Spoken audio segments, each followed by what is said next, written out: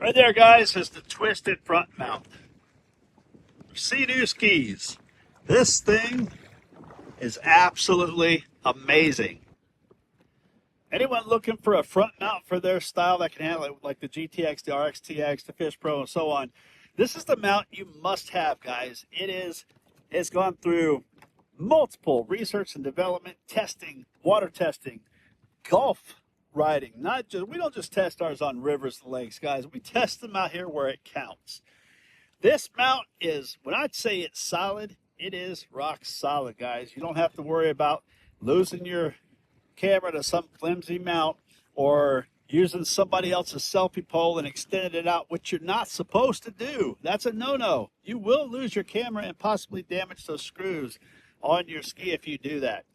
I know some people are making those, but it's a no-no, guys. We've tested those. They don't work. This is the way to go. Check that out on the website. You'll be glad you did. You'll be getting footage that your friends are envious of. I'm going to get back out here.